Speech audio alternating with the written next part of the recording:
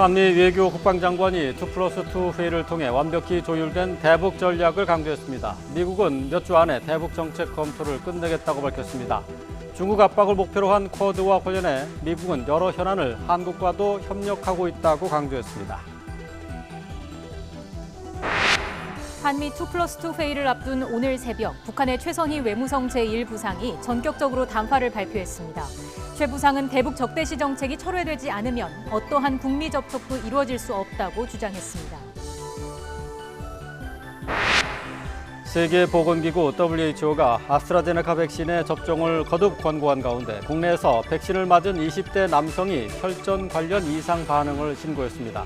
국내 두 번째 사례인데요. 방역당국은 잠시 뒤 브리핑에서 자세한 내용을 설명할 예정입니다.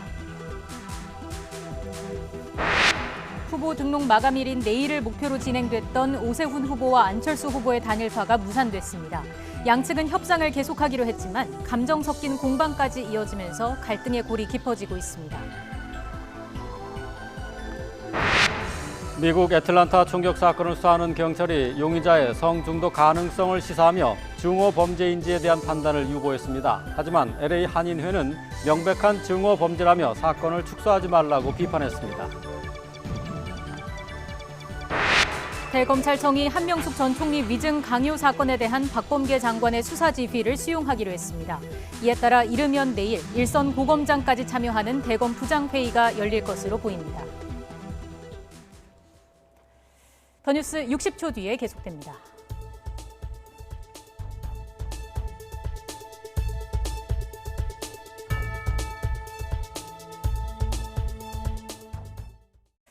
어제 한미 외교장관 회담 모두 발언에서 눈에 띄는 표현이 등장했습니다. 블링컨 미 국무장관이 대북 정책의 목표를 설명하면서 한반도의 비핵화가 아닌 북한의 비핵화라고 명시한 겁니다.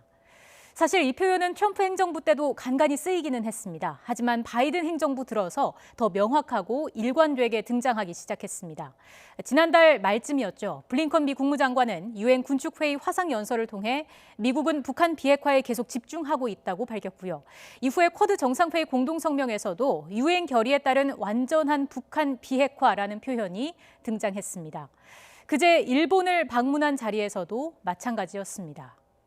한반도 비핵화가 아닌 북한의 비핵화. 전문가는 바이든 행정부의 전략적 의도가 담겼다고 분석합니다. 함께 들어보시죠. 한반도 비핵화라는 게 조선반도 비핵화랑 헷갈리게 돼 있어서 당연히 북한은 조선반도 비핵화라는 게 미국이 먼저 한국에 제공하고 있는 해구산이랑 확장 억제를 없애야 된다라는 정의를 하고 있어요. 그래서 거기에 갈등의 여지가 분명히 있는 거죠. 바이든 행정부는 명확하게 그것을 선을 긋겠다. 라는 의지가 그 안에 담겨 있다고 보입니다. 핵우산, 핵무기 보유국의 핵 전력에 의해 국가의 안전 보장을 도모하는 걸 의미하죠. 북한이 내세우는 비핵화는 미국의 핵우산 제거를 포함하는 개념인 만큼 보다 확실한 표현을 통해서 해석의 여지를 남기지 않겠다는 의미로 보입니다. 바이든 행정부의 원칙적인 대북 접근 기조 속에 북한이 오늘 새벽 전격적으로 담화를 발표했습니다. 미국의 비핵화 요구를 강도 높게 비판했습니다. 미국과 북한의 힘겨루기가 본격적으로 시작된 가운데 오늘 오전 서울에서는 한국과 미국의 2+2 회의가 열렸습니다. 5년여 만에 열린 회의에서 한국과 미국은 북한의 핵 위협 등에 맞선 완벽히 조율된 전략을 강조했습니다. 취재기자 연결해서 그럼 좀 더 자세한 내용 살펴보겠습니다. 김도원 기자. 네, 외교부입니다. 네, 북미 대화 재개를 위한 대북 정책이 어떻게 마련될지 관심이었는데 일단 한미 양국이 완전히 조율한다는 원칙에 합의했군요. 그렇습니다. 구체적인 전략의 내용은 공개되지 않았지만 긴밀한 한미 공조를 계속한다는 원칙에는 확인했습니다. 오늘 회의에서 한미 외교 국방장관은 북핵 문제의 시급성에 공감하고 미국의 대북 정책 검토와 이행에서 양국이 완전히 조율된 전략을 마련하기로 했습니다. 블링컨 미 국무장관의 발언 들어보시겠습니다. President Biden plans to complete a North Korea policy review in the weeks ahead in close coordination and consultation with the Republic of Korea, with Japan, with other key partners. 이에 관해 블링컨 장관은 대북 압박과 외교적 방안을 모두 검토하고 있다고 설명했습니다. 바이든 행정부가 트럼프 정부 때 이루어진 싱가포르 북미 합의를 계승할 것이냐는 질문에 대해서는 대북 정책 검토가 현재 진행 중이라며 즉답을 피했습니다. 회의 뒤에 채택된 공동성명에서 양국은 북핵 문제 해결을 위해 북한을 포함한 국제사회가 유엔 안보리 결의를 완전히 이행하는 것이 중요하다고 확인했습니다. 자, 그리고 방위태세 유지를 위한 한미 연합훈련의 중요성도 언급됐죠. 그렇습니다. 모든 위협에 맞서 연합훈련을 통한 합동준비태세를 유지하는 게 중요하다고 거듭 강조했는데요. 대화 분위기 조성 등의 이유로 최근 한미 연합훈련 규모는 상당 부분 조정된 게 사실입니다. 이런 추세가 이어질 것인지에 대해 오스틴 미 국방장관은 한국과 공동으로 결정할 사항이고 한국 측 지휘부와 계속 협조하겠다고 답했습니다. 양국은 또 전시작전권 전환이 커다란 진전을 이뤘다며 조건에 기초한 전작권 전환을 거듭 강조하고 앞으로도 계속 노력하기로 했습니다. 한미일 협력의 중요성도 재확인했는데 이와 관련해 서욱 국방부 장관은 한미일 고위급 정책회의, 합동참모본부 차원의 교류 등 삼국 협력을 강화하겠다고 말했습니다. 양국은 오늘 회의가 끝난 뒤 지난 10일 타결된 한미 방위비 협정 가서명식을 열고 이번 협상 타결은 한미 동행 강화를 상징한다고 평가했습니다. 또 한국의 중국 견제 4개국 협의체죠. 쿼드 참여가 의제에 오를지도 관심이었는데 공식 요청은 없었다고 하더라도 미국이 중국 압박 수위를 더욱 끌어올리는 모습인 거죠. 네, 미국 측은 공개 발언을 통해 중국의 반민주적 행동에 대항해야 한다고 거듭 강조했습니다. 토니 블링컨 미 국무장관은 중국의 공격적 행동이 인도태평양 지역의 번영에 위협이 되고 있다고 비판했고 또 오스틴 미 국방장관도 같은 인식을 보였는데 들어보시죠. Namely with China, which as some of you know is our department's pacing challenge in the years ahead.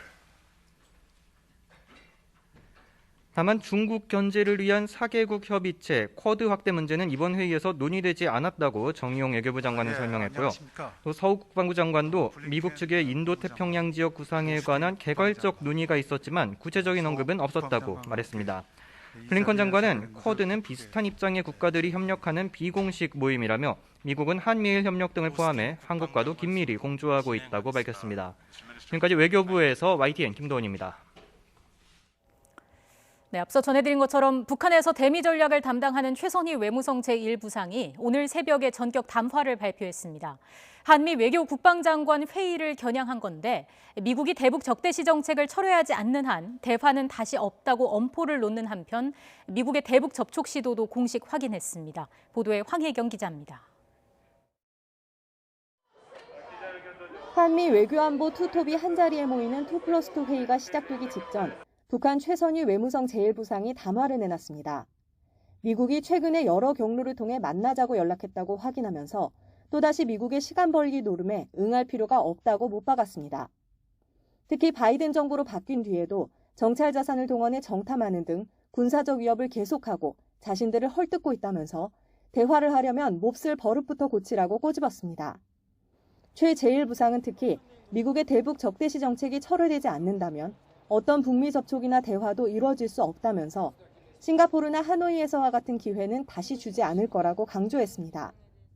철저히 강대강 선대선 원칙에서 미국을 상대하겠다는 것인데 아직은 미국이 자신들과 대화할 준비가 안 되어 있다는 점을 부각시킨 것 같습니다. 미국에 대해 대북 적대시 정책의 추구가 가져올 외교적 덕치를 개선하는 데 초점을 맞춘 것으로 분석이 됩니다. 하지만 미국과 대화의 문을 완전히 닫지는 않았다는 점에서 이번 담화는 미국의 태도 변화를 촉구하는 데 더 큰 방점이 찍힌 것으로 보입니다. 한미 2+2 회의에 맞춰 대남 대미 문제를 총괄하는 김여정, 최선희 두 실세가 잇따라 담화를 발표한 점도 이 같은 관측에 힘을 싣고 있습니다. 구체적으로 미국으로 하여금 적대시 정책 철회의 항목을 얘기하지는 않았고 좀 포괄적으로 얘기한 부분이 있습니다. 그것은 향후에 북한이 적절한 명분이 있으면 미국과의 대화 재개도 가능하다라는 가능성을 열었다라고 생각합니다. 다만 미국이 대북 적대시 정책을 계속할 경우에 대한 경고성 발언도 빼놓지 않아 추후 도발 가능성도 배제할 수 없습니다. 바이든 행정부는 이번 한미 외교 국방장관 회의 결과물을 반영해 조만간 새 대북 정책을 발표할 계획인 가운데 한반도 정세가 또다시 주요한 변곡점을 맞을 것으로 보입니다. YTN 황혜경입니다. 중국 관변 매체는 미국이 아시아에서 동맹국을 끌어들여 중국을 포위하려 하고 있지만 한국은 미국의 대중 전략에서 약한 고리가 될 것이라고 주장했습니다. 중국 글로벌 타임스는 한국이 정치, 경제적으로 중국에 크게 의존하고 있다면서 이같이 전했습니다. 중국이 현지 시각으로 오늘 열리는 미국과의 알래스카 고위급 회담에서 중국에 대한 각종 제재의 철회를 요구하고 미중 화상 정상회담도 제안할 가능성이 있다는 전망이 나왔습니다.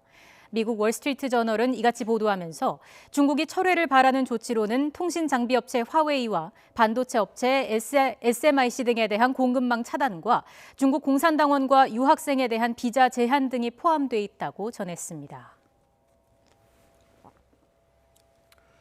국민의힘 오세훈 서울시장 후보와 국민의당 안철수 서울시장 후보가 내일을 목표로 논의하던 야권 단일화가 일단 무산됐습니다.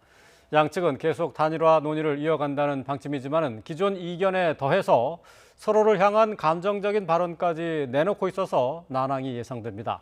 취재기자 연결합니다. 김지영 기자. 네, 국회입니다. 네, 자 국민의힘 또 국민의당의 후보 단일화 논의 예상한 대로 순조롭지 않군요. 네, 그렇습니다. 국민의힘 오세훈 후보와 국민의당 안철수 후보가 내일까지 성사시키겠다고 강조하던 서울시장 후보 야권 단일화 일단 무산됐습니다.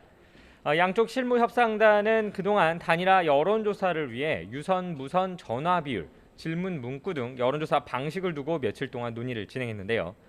오늘 아침 진행된 양측 지도부와 협상단의 협상이 빈손으로 끝나면서 최종 마지노선으로 여겨지던 오전 11시까지 합의에 이르지 못했습니다. 일단 두 후보는 내일 각각 후보 등록을 한 뒤 단일화 협상을 이어간다는 방침입니다. 이렇게 될 경우 두 후보는 투표용지에 모두 이름이 찍히게 됩니다. 이런 가운데 양측이 협상 의지를 놓지 않고는 있지만 감정이 실린 발언까지 서로에게 하는 상황에서 협상이 원만하게 진행될 수 있겠느냐는 지적도 나옵니다. 실제 오늘 국민의힘 김종인 비상대책위원장은 자신의 아내를 거론한 안철수 후보에 대해 정신이 이상한 사람 같다며 혹평을 하기도 했습니다. 반대로 국민의당 권은희 원내대표는 협상과 관련해 국민의힘이 상식 없는 주장을 하고 있다며 아무리 봐도 갑질로 보인다고 거세게 비판하기도 했습니다. 결국 두 후보 모두 사활을 건 선거로 쉽게 물러설 수 없는 만큼 하나의 후보로 뜻을 모으는 데까지 난항이 불가피하다는 전망입니다. 4월 7일 재보궐선거의 후보자 등록이 오늘과 내일 진행되죠? 네, 중앙선거관리위원회는 오늘과 내일 이틀에 걸쳐 다음 달 7일 진행되는 재보궐선거의 후보자 등록을 받습니다. 후보자로 등록을 하면 어깨띠를 매거나 명함을 배부하는 방식으로 선거운동을 할 수 있게 됩니다. 또 오는 25일부터는 본격적인 선거운동이 시작돼 자동차와 확성기를 이용해 연설을 하고 거리에 현수막을 거는 것도 가능합니다. 이와 관련해 이번 부산시장 선거에 나서는 민주당 김영춘 후보와 국민의힘 박형준 후보는 오늘 아침 지역 선관위를 찾아 함께 등록을 마쳤습니다. 또 서울시장 선거에 나서는 민주당 박영선 후보는 오늘 오후 대리인을 통해 후보 등록을 했습니다. 이에 앞서 박 후보는 오늘 서울 관악구, 영등포구, 종로구를 잇따라 방문하고 각 지역에 맞는 맞춤형 공약들을 내놓았습니다. 박 후보는 어젯밤에는 박원순 성추행 의혹 피해자에게 사과하고 용서를 구한다는 글을 자신의 SNS에 올리기도 했습니다. 지금까지 국회에서 YTN 김주영입니다.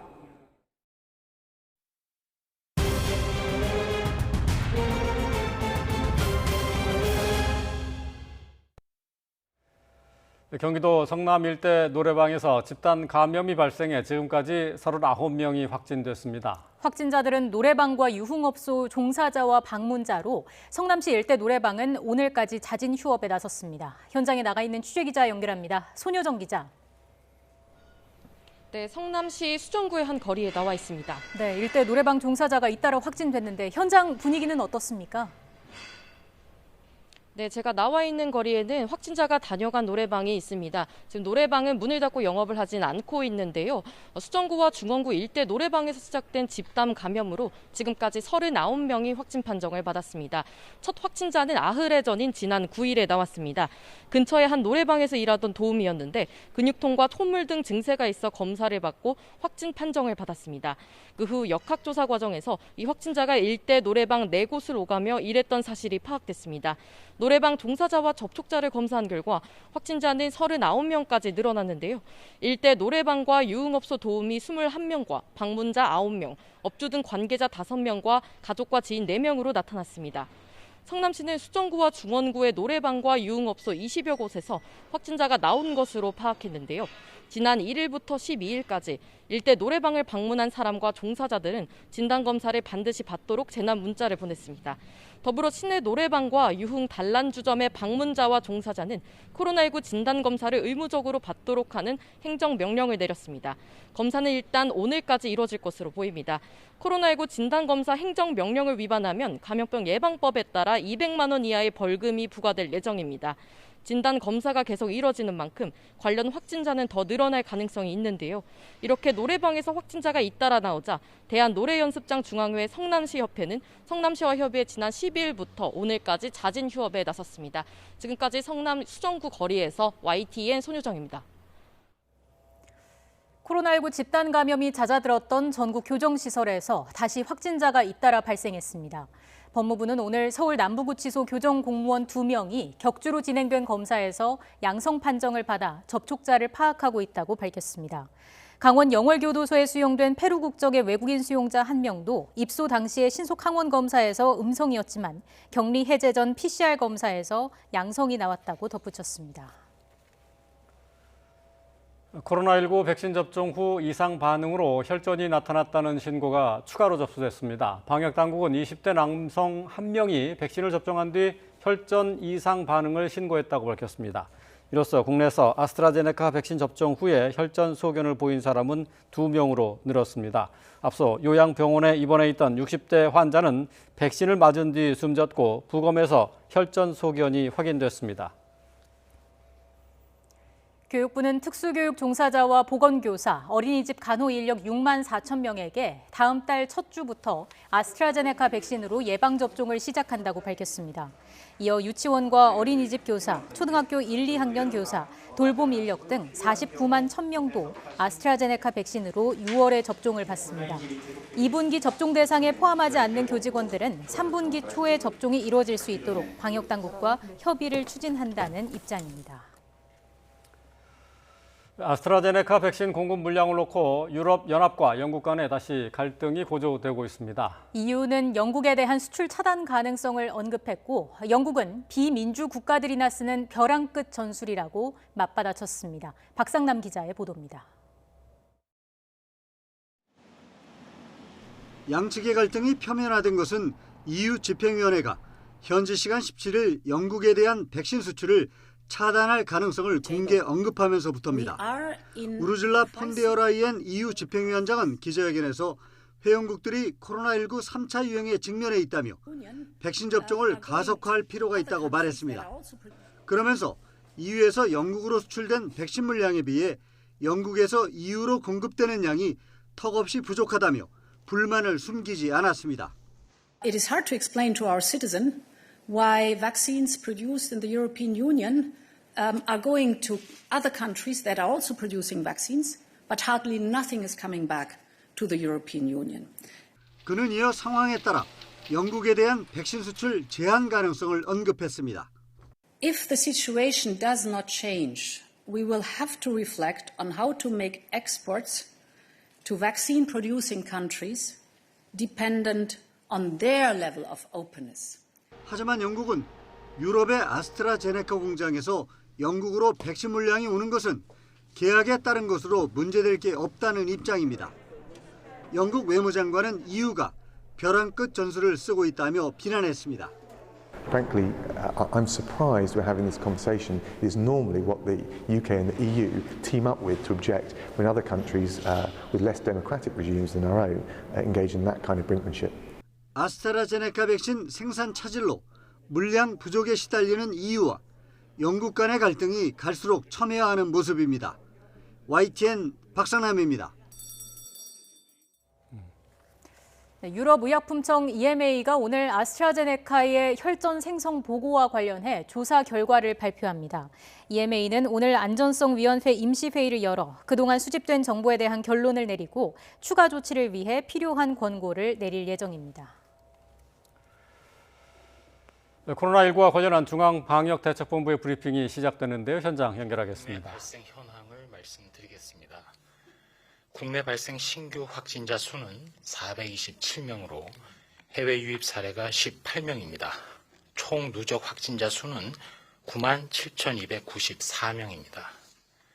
총 검사 건수는 76,483건이며 이 중 수도권의 임시 선별검사소에서 29,906건의 검사가 이루어져서 이 중 66명의 확진자를 발견하였습니다. 신규로 364명이 격리 해제되어 현재 6,428명이 격리 중입니다. 위중증 환자는 어제와 동일하게 100명입니다. 어제는 사망자가 2명 발생하였습니다. 삼가 고인의 명복을 빌고 유가족분들께는 심심한 위로의 말씀을 드립니다. 국내 주요 발생 현황을 권역별로 말씀드리면 전체적으로 수도권에서 70%를 차지하고 있고 경남과 제주권을 제외한 모든 지역에서 지난 일주일간의 하루 평균 확진자 수보다 많은 확진자가 발생하였습니다. 먼저 수도권입니다. 서울특별시의 강동구 고등학교에서 총 누적해서 32명, 그리고 경기도 광주시의 간판 제조업 및 재활용 의류 수출업 관련해서 지난 3월 13일 외국인에 대한 근로자 선제검사 후에 접촉자 조사 중 18명이 추가되어 누계로 총 19명의 확진자가 발견되었습니다. 다음으로 충청권에서는 제천시의 사우나와 관련해서 총 51명이 발견되었습니다.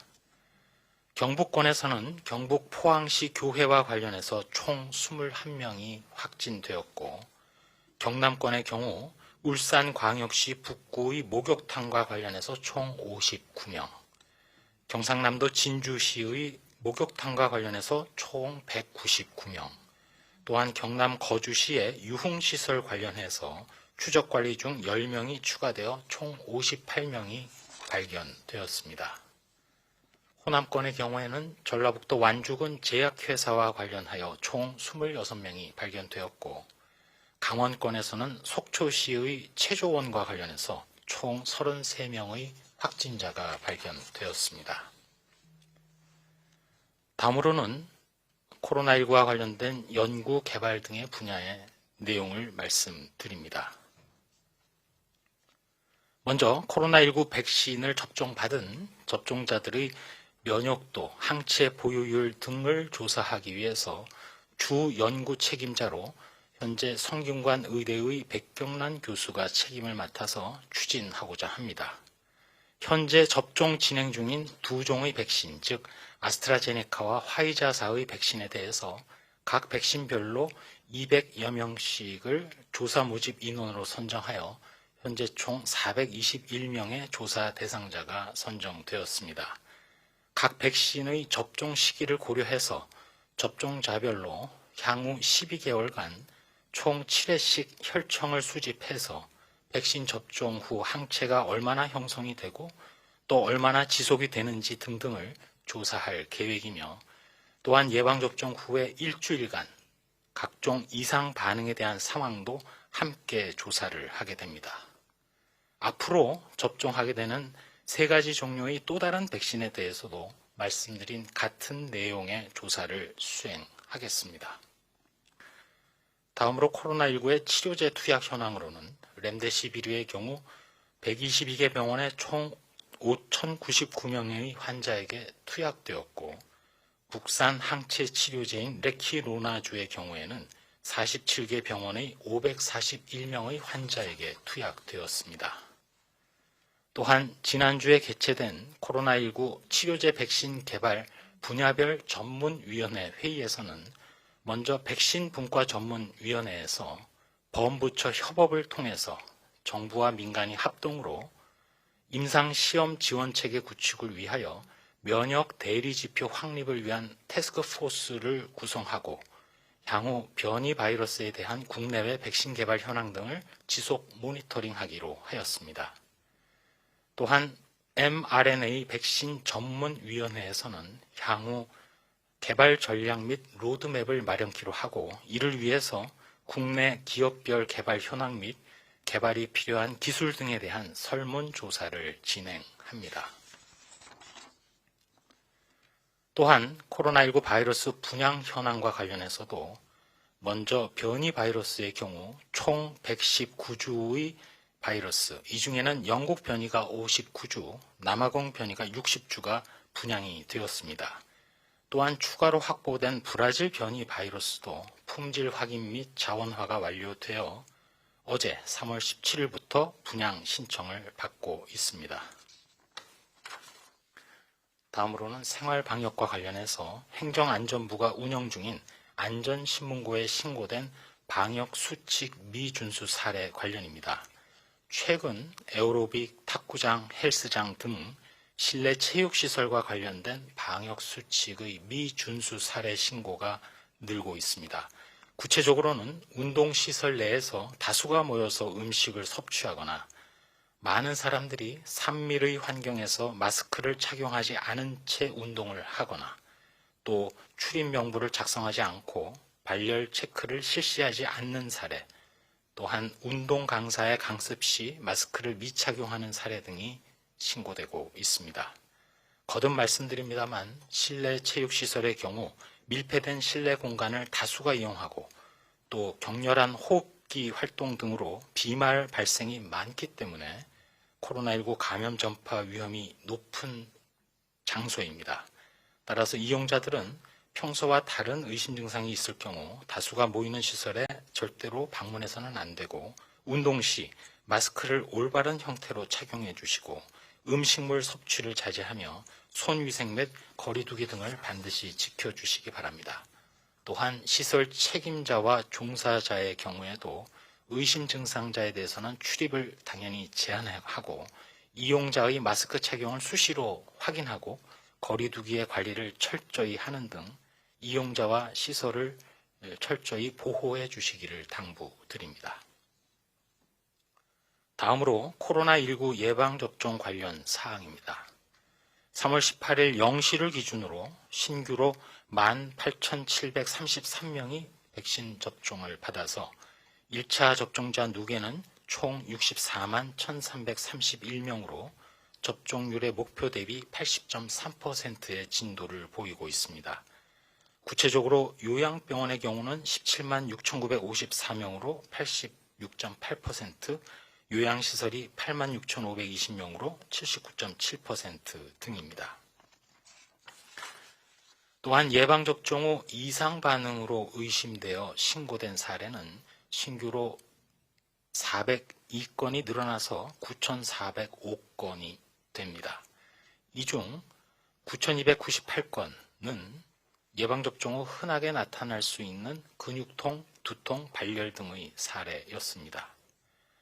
누계로 81건이 아나필락시스 의심 사례이며 신규로 2건이 추가되어 10건의 중증 의심 사례, 그리고 누적해서 이제까지 총 16건의 사망 사례가 보고가 되어서 조사가 진행 중에 있으며 결과가 나오는 대로 투명하게 말씀드리겠습니다.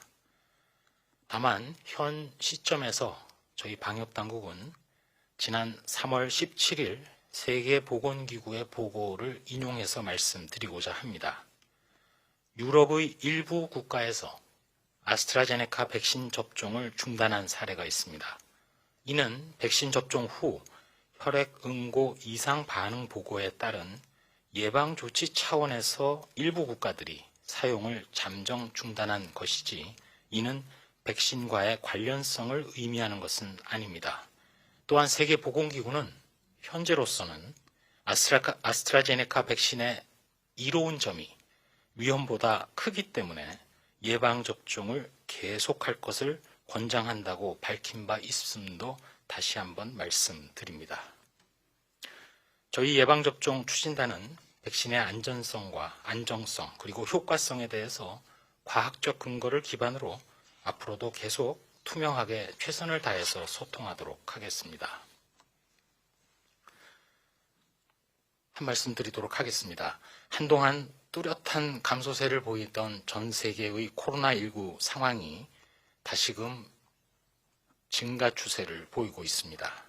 심지어 백신 접종의 진척도가 우리보다도 빠른 유럽의 몇몇 국가들 중에는 다시금 봉쇄 정책으로 선회하는 움직임조차 있습니다. 이 같은 증가 추세는 그들 스스로 언급하기를 거리 두기를 완화한 것, 또 변이 바이러스의 유입 및 확산 등이 주 원인인 것으로 저희도 보고 있습니다. 우리나라의 경우 하루 평균 300~400명대의 확진 환자가 계속 발생하면서 3차 유행의 뒤끝이 계속 지속되고 있는 상황입니다. 앞으로 고위험군에 대한 백신 접종이 진행될수록 위중증 환자와 사망자는 점차 또 더욱더 감소할 것으로 예상이 됩니다만 그 시점까지 또 다른 유행이나 큰 규모의 희생이 생기지 않도록 저희 방역당국 앞장서서 철저하게 방역수칙이 준수되고 거리 두기가 유지되며 변이 바이러스가 유입되거나 확산되지 않도록 최선을 다하겠습니다. 이번 주말부터는 지난 2월 말에 시작된 백신 접종자 중 화이자 백신의 경우 2회 접종을 마친 완료자가 나오기 시작을 합니다. 그분들 중에 90% 이상은 백신 접종 완료 2주 후에 항체가 충분히 형성된, 즉 오는 4월 초부터는 면역력을 충분히 확보하게 될 것입니다. 이렇게 앞으로 상당 기간 코로나19로 인한 중증이나 사망 위험으로부터 자유로울 수 있는 인구 집단이 우리나라에도 점점 확보가 됩니다. 앞으로 65세 이상 어르신들 대다수가 말씀드린 이러한 면역력을 확보하게 되는 오는 9월 중순경까지가 매우 중요한 시기입니다. 저희 방역당국은 재유행을 막고 또 코로나19 상황을 더욱더 최대로 안정화시키는 데 최선의 노력을 다할 것입니다. 한편 이 시점에서 또 다른 파고도 예상하고 있습니다. 다음 주부터 65세 이상 어르신들에 대한 접종이 시작됩니다. 작년 가을 독감 백신 절기에 경험을 했습니다.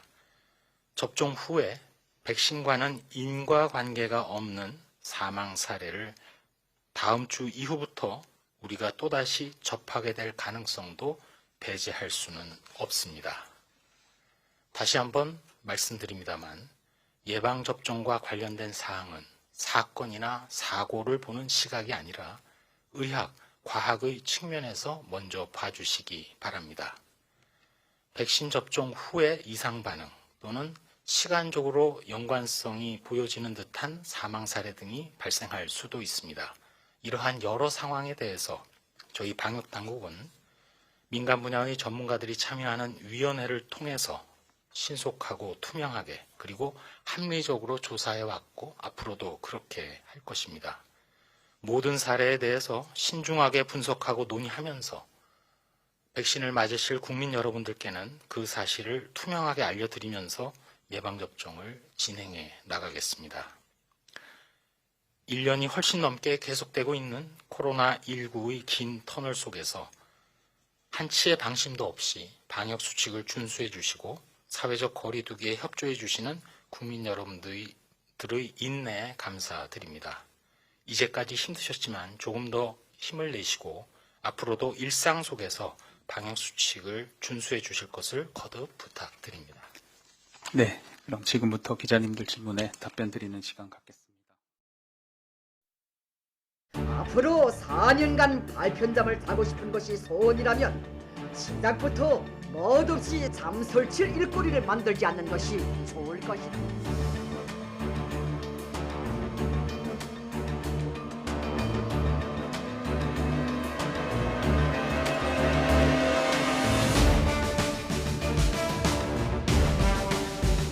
북핵 문제는 시급한 사안이며 양국 간 긴밀한 공조가 무엇보다도 중요하다는 점을 생각하게 됩니다.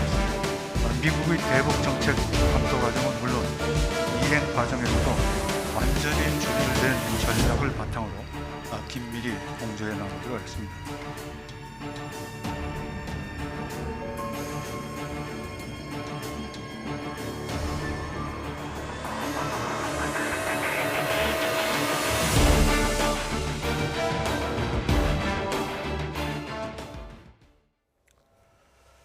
5년 만에 한미 외교 국방 수장 명의의 공동 성명이 나왔습니다. 바이든 행정부의 동북아 외교가 윤곽을 드러내는 듯합니다. 한미 2+2 회의의 주요 내용과 의미를 전문가와 함께 짚어보겠습니다. 박원곤 이화여대 북한학과 교수 나오셨습니다. 어서 오십시오. 네, 안녕하세요. 자, 바이든 미국 대통령 취임 이후에 미국의 국무장관 또 그리고 국방장관이 함께 우리나라에 온 것은 11년 만이라고요? 그렇습니다. 11년 만이고요. 그 전에는 한국의 네. 국방장관과 우리 외교부 장관이 미국을 2016년에 간 적은 있죠. 그래서 이른바 2+2 회의가 열린 것은 5년 만이다라고 볼 수 있습니다. 네. 자, 이번 2+2 회담 의미를 찾는다면 어디에다 둬야 될까요? 5년 만이었기 때문에 뭐 상당히 한미 간의 동맹 관계가 어떤지 재확인하는 자리가 됐다고 봐야 되겠죠? 그렇습니다. 2+2 회담은 사실은 굉장히 비중이 실리는 회담이고요. 미국 같은 경우에도 모든 동맹국이랑 하지 않고 미국의 핵심 동맹국과만 이 2+2 협의체를 운영합니다. 예를 들어서 영국, 일본, 호주, 최근에는 인도가 같이 하고 있고 한국도 이제 그 중에 하나죠.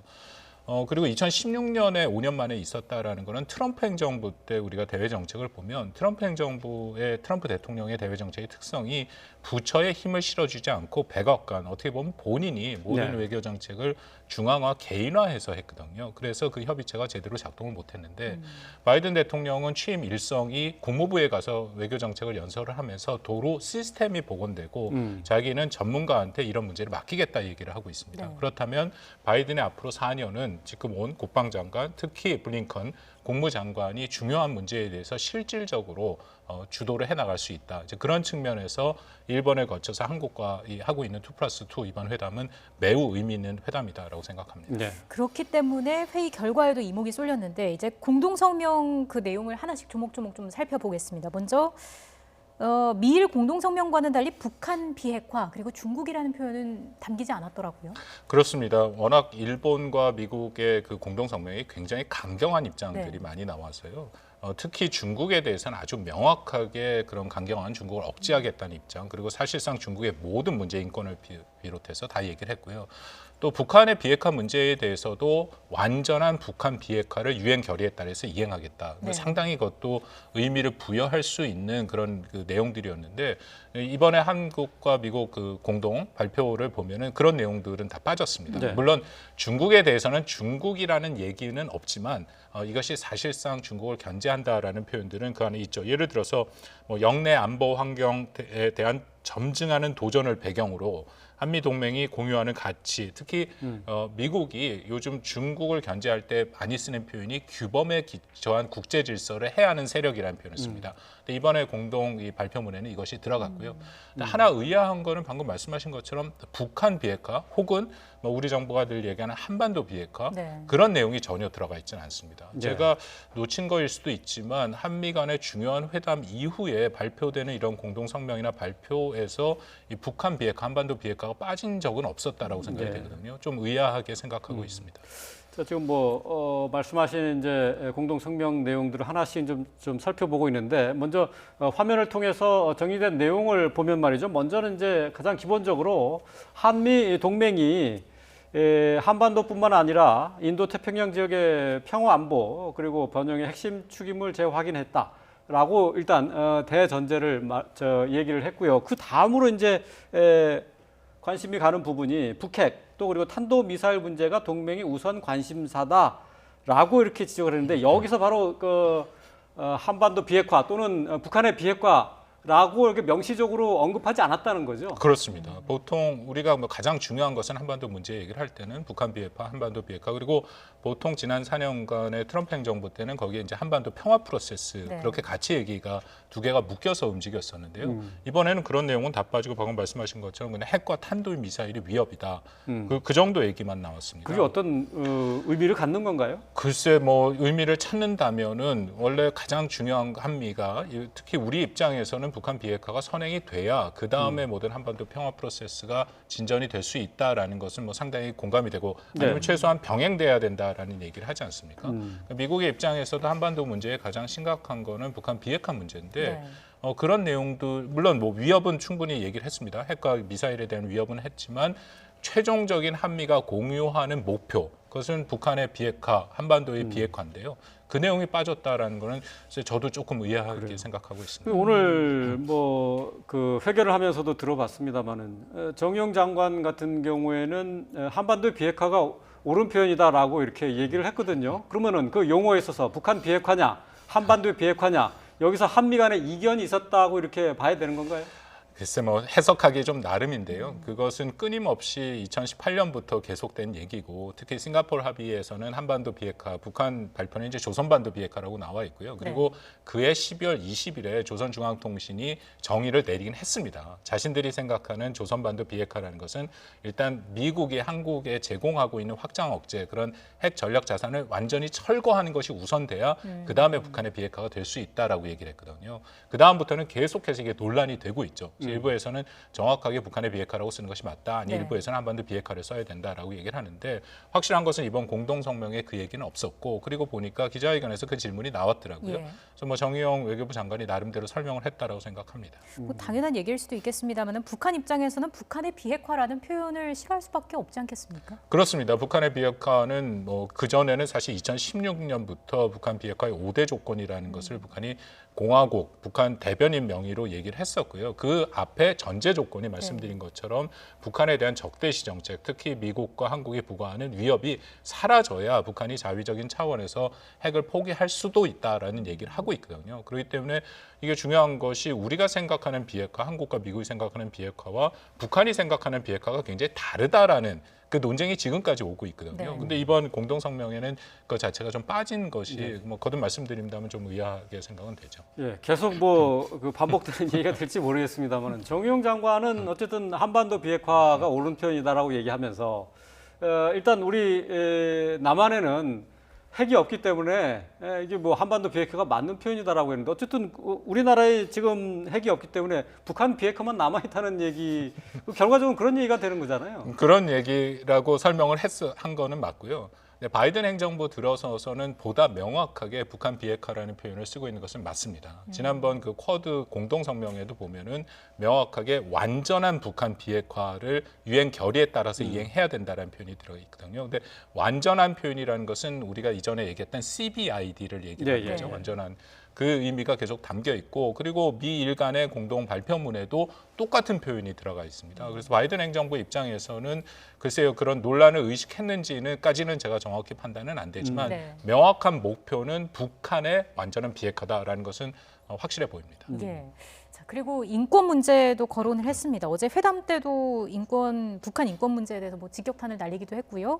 오늘 공동 기자회견에서도 북한 주민의 삶의 질을 언급했습니다. 이 부분은 어떻게 보셨어요? 우리가 이것은 좀 잘 읽을 필요가 있는데요. 그 바이든 행정부가 대외 정책으로 내세우는 3대 기조가 있습니다. 그중에 가장 핵심이 자유민주주의 가치를 복원하겠다 얘기를 하고 있고요. 그 가치 복원을 위한 실질적인 정책으로 인권을 얘기를 하고 있습니다. 이것은 어떻게 보면 미국의 고육직책이라고도 보이는데요. 미국이 전반적으로 이 국력이 쇠퇴돼 가는 상황에서 동맹을 규합하기 위해서는 이전같이 미국이 줄 수 있는 게 많지 않으니까 이런 가치와 규범으로 묻겠다라는 그런 의지가 명확히 거기에 묻어 있어요. 그렇기 때문에 이것은 꼭 북한뿐만 아니라 특히 사실은 중국을 겨냥한 거죠. 그래서 중국에 대한 인권 문제를 계속 제시를 하고 있고 그래서 그 큰 틀 안에서 그 팀들이 여기를 오는데 그렇게 가치 외교, 인권을 중시하는데 인권이 가장 침해되고 있는 국가 중에 하나인 북한에 대해서 문제 제기를 안 한다라는 것은 이 바이든 행정부의 전체적인 외교 정책의 신뢰도를 떨어뜨릴 수가 있습니다.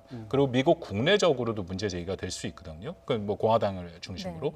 그렇기 때문에 처음부터 굉장히 강력하게 얘기를 어저께 모두 발언에서 했었죠. 미국에서는 북한의 인권뿐만 아니라 중국의 인권까지 폭넓게 지금 얘기하고 있지 않습니까? 그렇지만은 우리나라는 지금 당장 대북 문제에 있어서 북한과의 협상, 대화를 지금 강조하고 있는 상황인데 미국과 입장 차이가 좀 벌어지는 것 아닐까요? 그 부분은 늘 우려되는 부분이 있습니다. 우리 정부는 인권을 내세우지는 않고 있고요. 근데 중요한 것은 미국이 인권 문제를 제기를 하고는 있는데 이 인권이 북한과의 대화의 조건인 거로 생각되지는 않습니다. 그러니까 인권이 뭔가 개선이 돼야 미국이 북한을 만나거나 대화를 하겠다라는 것은 아니고 그 대화가 시작이 되면 인권 문제를 제기를 하겠다라고 하는 건데 그것은 어떻게 보면은 그렇게 돼야 될 수밖에 없거든요. 왜냐하면 미국 국내법으로 제한하고 있는 그 북한에 대한 제재 같은 걸 보면은 일정 수준 인권이 향상이 돼야 네. 제재가 유예되거나 제재가 폐지될 수가 있습니다. 그건 미국 국내법이 규정하는 거기 때문에 그래서 뭐 미국 행정부 입장에서는 당연히 일정 수준 어느 단계가 넘어가면은 북한 인권 문제를 얘기할 수밖에 없는 것이죠. 그리고 오늘 오전에 북한 최선희 부상이 비난 담화를 내지 않았습니까? 북한의 속내는 뭐라고 보시는지요? 이제 최선희의 그 담화 같은 경우에는 그 블링컨 장관이 뭐 일부 언론에 이미 보도가 됐습니다만 2월 달부터 미국이 북한과의 일단 접촉을 시도했는데 북한이 전혀 답이 없다라고 그 언론이 보도가 되지 않았습니까? 그런데 일본에서 그 블링컨 장관이 그것을 공식적으로 확인을 했어요. 그러니까 미국이 그렇게 접촉을 했는데 아직까지도 북한이 답이 없다. 그렇게 얘기를 한 그 의미는 뭐 국제사회에서 보면 미국은 뭔가 대화를 하려고 북한이랑 하는데 대화를 거부하는 것은 북한이구나. 그렇게 지금 인식이 되고 있고요. 네. 거기에 대해서 중국도 북한과 미국 사이의 대화를 찬성한다라는 그런 발표가 나왔습니다. 그렇다면 이 시점에서 북한도 자신들의 입장을 밝힐 필요가 있죠. 왜 자신들이 대화를 하지 않는 것이냐. 근데 그 부분을 이제 최선희가 명확하게 얘기를 했다라고 생각이 되는데 뭐 두 가지죠. 하나는 뭐 미국이 정말로 대화를 하는 것이 아니라 일종의 명분 쌓기, 시간 벌기다. 이제 두 가지 얘기를 했고 네. 그리고 자신들의 조건은 지난 8차 당대 그 앞으로는 지난 2019년 10월 달에 이미 정확하게 밝혔는데 미국이 자신들이 원하는 조건에 대해서는 전혀 얘기하지 않고 그냥 대화를 하겠다라는 일종의 언론 플레이를 한다. 그런 식의 그 나름대로 반박의 그런 문자들이 나온 것이다라고 생각합니다. 네. 또 오늘 뭐 2+2 회담 어제 오늘 이틀 이제 이어졌는데 말이죠. 이 2+2 회담을 앞두고 이제 쿼드 문제가 논의되지 않겠느냐 하는 전망이 있었는데 정의용 장관은 문제 논의가 없었다라고 얘기했지만은 블링컨 국무장관은 쿼드에서 논의된 사항들을 한국과도 긴밀히 논의하겠다라고 얘기를 했거든요. 약간 좀 온도차가 있는 것 같아요. 뭐 블링컨 장관도 그렇고 정의용 장관도 그렇고 둘 다 외교관 출신들이니까 이 표현과를 상당히 외교적인 수사를 많이 썼다고 생각이 되는데요. 네. 정의용 장관 같은 경우에 직접적인 논의는 없었다라고 얘기를 하고 또 블링컨 장관은 앞부분에 아직은 쿼드가 이 공식화된 것은 아니다라고 네. 얘기를 하면서 지금 말씀하신 뒤를 붙였습니다.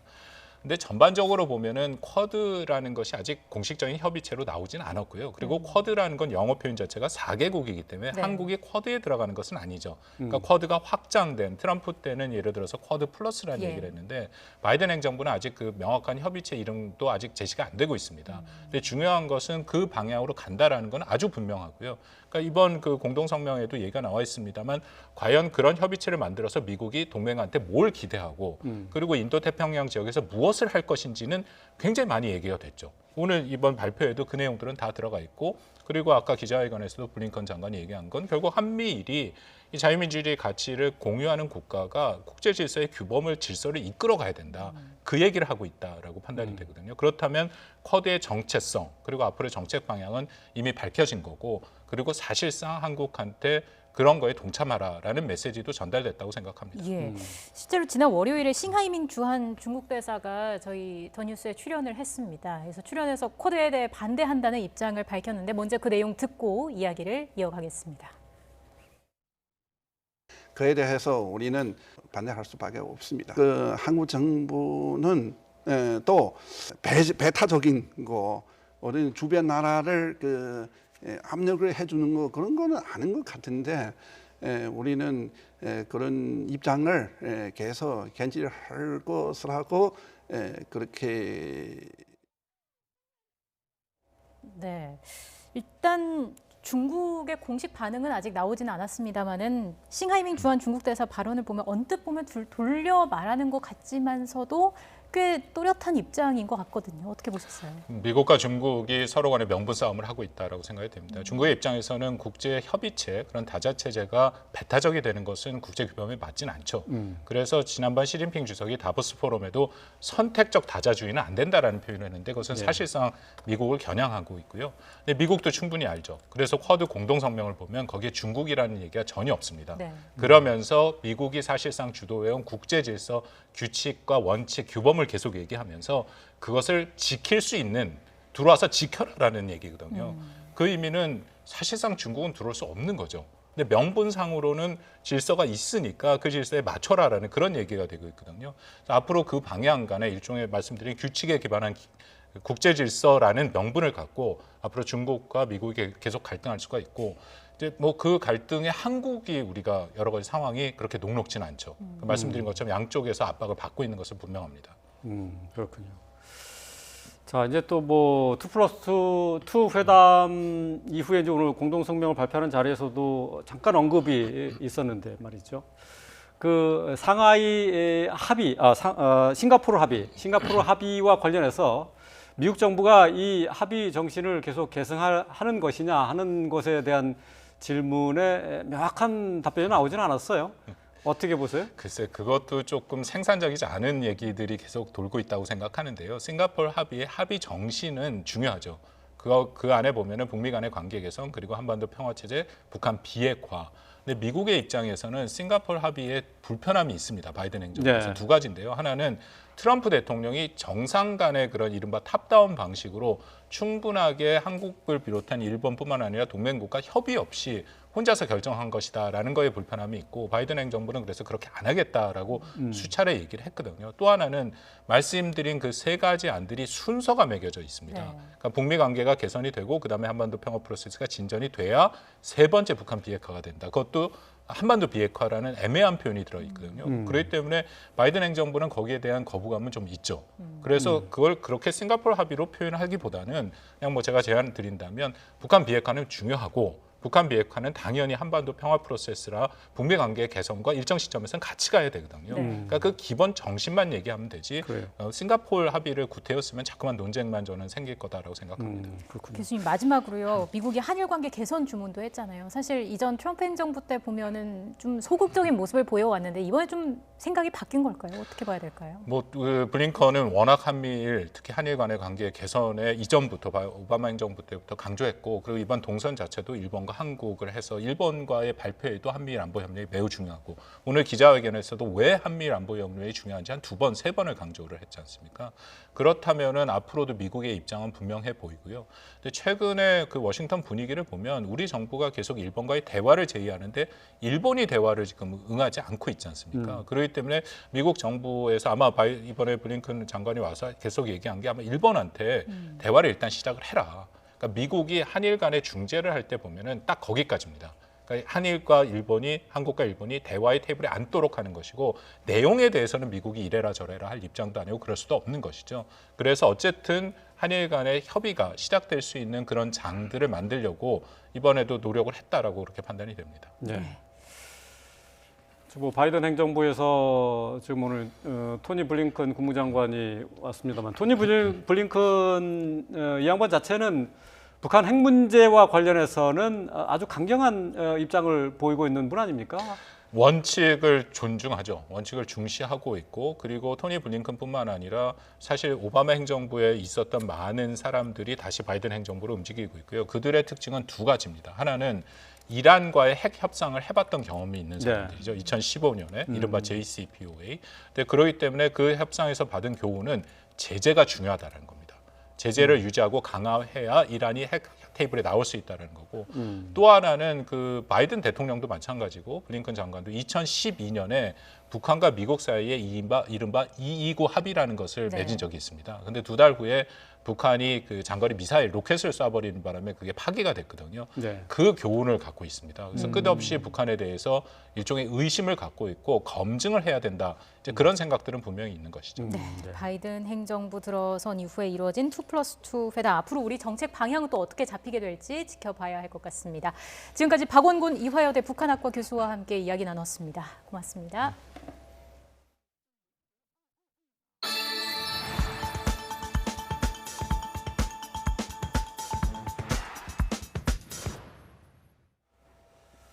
내일은 서울의 한낮 기온이 19도까지 오르면서 올봄 들어 가장 포근하겠습니다. 이후 주말에는 전국에 봄비가 내릴 전망입니다. 날씨 알아봅니다. 권혜인 캐스터.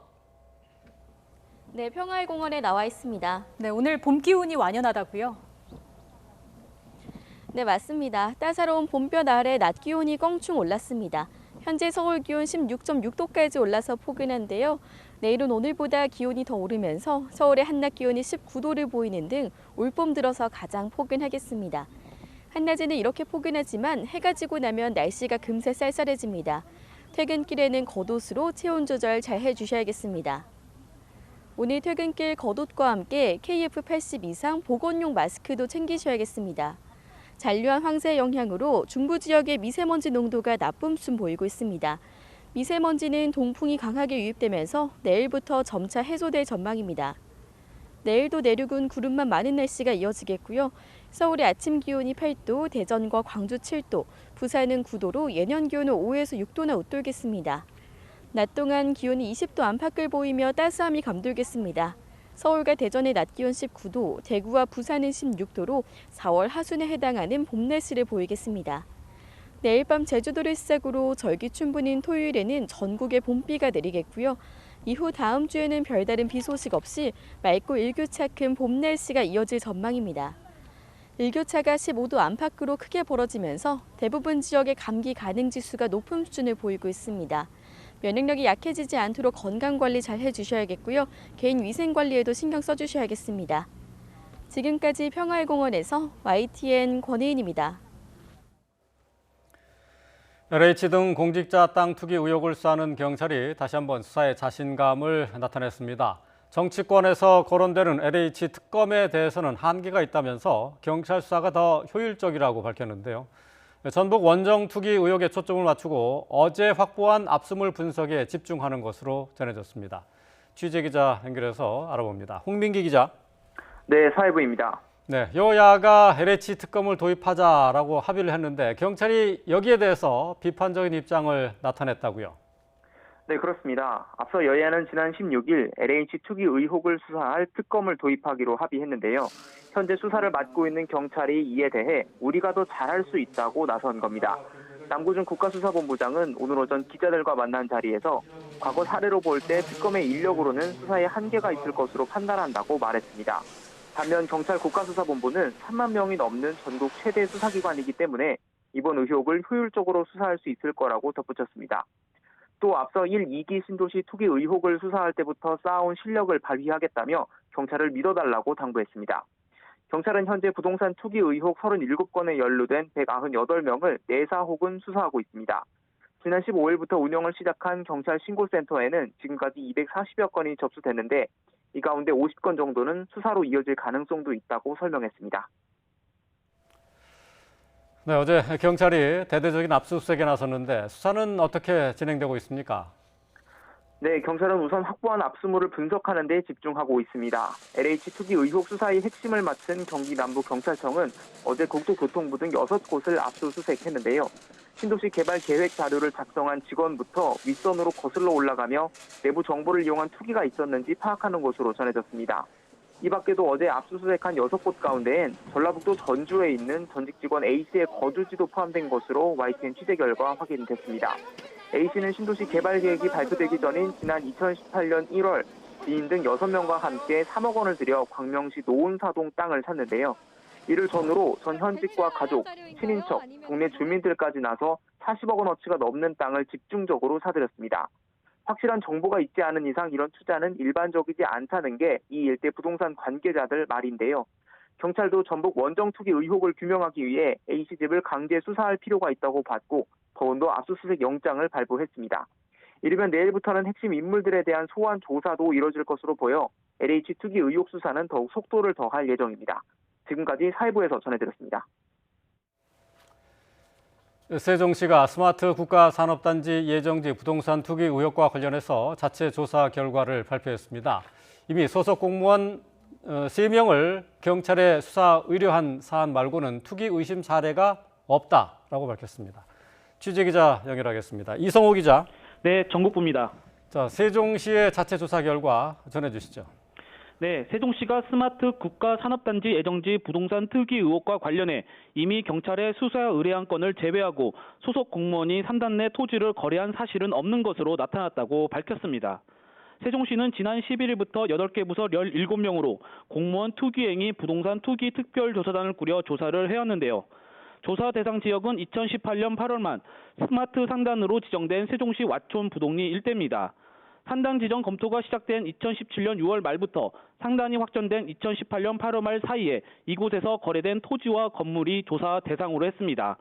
소속 공무원 2,601명 전원과 산단 업무 관련자의 직계 좀비속 102명을 합쳐 2,703명을 조사했는데 산단 내 부동산 거래는 없었던 것으로 조사됐습니다.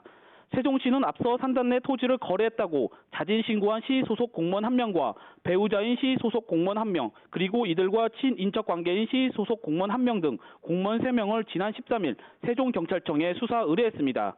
이들은 스마트 국가산단 업무 추진 부서에서 일한 적이 없고 관련 업무를 한 적도 없는 것으로 파악됐습니다. 세종시는 그러나 이들이 내부 정보를 활용해 해당 토지를 매입했는지 수사를 통해 확인할 필요가 있어 수사 의뢰했다고 설명했습니다. 이와 함께 세종시가 현지 조사를 통해 확인한 건축물은 단독주택 등 총 36건인데 이 가운데 이른바 벌집과 관련된 14건 28동에 대해서는 심층 조사가 필요하다고 판단해 경찰에 수사를 요청할 예정입니다. 세종시는 기획부동산 투기 행위인 토진 지분 쪼개기에 대해서는 국토교통부와 경찰청 등 유관기관과 합동으로 조사를 진행할 계획입니다. 지금까지 전국부에서 YTN 이성호입니다. 경기 용인시 소속 공무원 6명이 반도체 클러스터 일반 산업단지 사업지구인 원산면 일대 토지를 취득했고 이 가운데 3명은 투기 의혹이 있는 것으로 확인됐습니다. 백군기 용산시장은 브리핑을 열고 시청과 용인도시공사 전 직원 4,817명의 토지 거래 현황을 전수조사한 결과 반도체 클러스터 산업단지 내 토지를 거래한 공무원 6명을 확인했고 이 중 투기가 의심되는 3명을 경찰에 수사 의뢰할 방침이라고 밝혔습니다.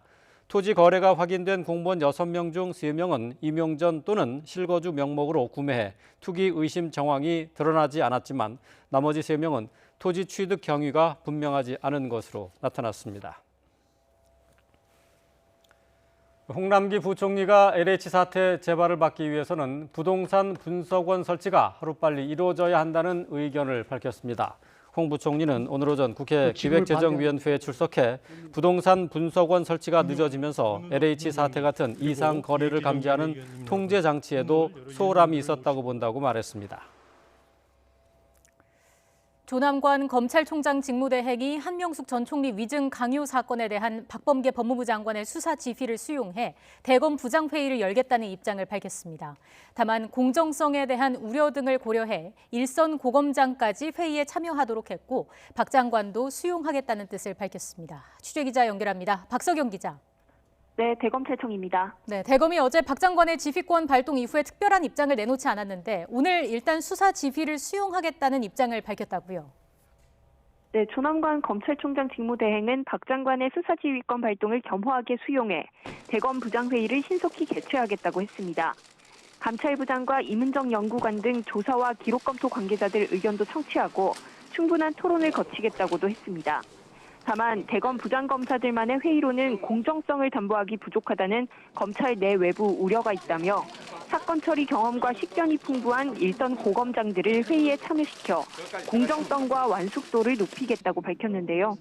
현재 대검 부장검사들은 추미애 전 장관 당시 보임돼 상당수가 친여권 성향이라는 점 등을 고려한 결정으로 풀이됩니다.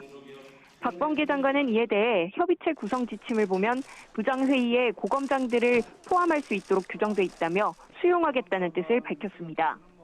또 대검 감찰부장과 이문정 부장검사의 의견을 경청해달라는 게 수사 지휘의 핵심이라며 문제가 없다고도 말했습니다. 대검 부장회의 날짜는 아직 정해지지 않은 것으로 전해졌는데 모해 위증 혐의를 받는 김모 씨의 공소시효가 얼마 남지 않은 만큼 이르면 내일 열릴 거란 전망이 우세합니다. 만약 기존 무혐의 처분이 뒤집힌다면 모해 위증 교사 혐의를 받는 한 전 총리 사건 수사팀 검사들도 수사를 피하긴 어려울 전망입니다. 또 무혐의 결론이 바뀌지 않더라도 박 장관이 별도로 지시한 합동감찰로 당시 수사팀 검사들에 대한 징계 등이 검토될 수도 있습니다. 이런 가운데 검찰 내부망에서는 현직 검사들의 공개 비판글이 이어지고 있습니다. 신엄섭 서울 남부지법 검사는 박 장관이 과거 한 전 총리 판결을 비판한 인터뷰를 거론하며 정치인으로 봐야 할지 공무원으로 봐야 할지 고민이라고 말했고 양석조 대전고검 검사도 당시 변호인 반대 신문이 예정돼 있었고 유수의 언론사가 지켜보고 있었다며 위증 강요는 있을 수 없다고 강조했습니다. 또 천재인 수원지검 검사는 대법원 확정 판결 사안에 대해 어떤 문제가 있는지 검찰 구성원으로 알 권리가 있다며 대검 의사결정 과정을 생중계해달라 요구하기도 했습니다. 지금까지 대검찰청에서 YTN 박서경입니다. 지난해 혼인 건수가 통계 작성 이래 가장 적고 감소 폭은 가장 큰 것으로 나타났습니다. 또 9년 연속으로 혼인 건수가 줄었습니다. 취재기자 연결합니다. 오인석 기자 전해주시죠. 네, 통계청이 발표한 혼인 이혼 통계 자료에 따르면 지난해 혼인 건수는 21만 4천 건으로 전년 대비 10.7%가 감소했습니다. 혼인 건수는 1970년 관련 통계 작성 이후 가장 적고 반대로 감소율은 1971년 이후 가장 컸습니다. 또 혼인 건수는 2012년 감소 이후 지난해까지 9년 연속으로 줄어 최장기간 감소했습니다. 통계청은 30대 인구 감소와 결혼 가치관의 변화, 주거비와 일자리 문제 등 사회적 여건, 코로나19로 결혼이 연기되거나 취소되는 등 여러 가지 요인이 겹치며 혼인 건수가 급격히 감소한 것으로 분석했습니다. 지난해 30대 인구는 전년 대비 19만 4천 명, 그러니까 2.7%가 줄었습니다. 연령별 혼인 건수는 남자는 30대 후반, 여자는 20대 후반에서 가장 많이 감소했습니다. 평균 초혼 연령은 남자가 33.2세, 여자 30.8세로 전년 대비 남자는 0.1세 하락하고 여자는 0.2세가 상승했습니다. 초혼 부부 중 여자 연상 부부는 18.5%로 전년보다 0.9%포인트 증가했습니다. 지난해 국제 결혼은 15,000건으로 전년 대비 35.1%가 줄었습니다. 코로나로 입국이 제한되면서 외국인과의 결혼이 큰 폭으로 감소한 것으로 분석됩니다. 지난해 이혼 건수는 10만 9천 건으로 1년 전보다 3.9% 감소했습니다. 혼인 지속기간 20년 이상 이혼이 전체 이혼의 37.2%로 가장 많고 다음으로 4년 이하 이혼이 19.8%로 나타났습니다. 지금까지 경제부에서 전해드렸습니다. 정부의 이사 대책에 따른 물량 확대 기대감과 시중금리 상승 등의 영향으로 서울 아파트값이 6주 연속 상승폭이 낮아진 것으로 나타났습니다. 한국부동산원은 이번 주 서울 아파트값은 0.06% 올라 지난주 0.07%보다 상승폭이 줄면서 6주 연속 오름폭이 둔화했다고 밝혔습니다. 부동산원은 이사 대책에 따른 공급 확대 기대감과 매수 심리 안정세, 주택담보대출 금리 상승 등의 영향으로 거래량이 감소하면서 가격 상승폭도 계속 줄고 있다고 설명했습니다. SK바이오사이언스가 코스피에 상장한 오늘 상한가로 직행하며 증시에 입성했습니다. 오전 9시 2분 현재 유가 증권시장에서 SK바이오사이언스는 시초가 13만 원 대비 가격 제한폭인 30%까지 오른 16만 9천 원에 거래가 이루어지고 있습니다. 상장일 시초가가 공모가의 2배로 결정되고서 상한가로 치솟는 더블 상한가에 성공했습니다. 5.18 민주화운동 당시 계엄군으로 참여했던 공수부대원이 자신이 쏜 총에 맞아 사망한 희생자의 가족을 찾아 용서를 구했습니다. 계엄군이 자신의 발포 사실을 인정하며 직접 피해 유족에게 사과를 한 건 이번이 처음입니다. 백종규 기자가 보도합니다.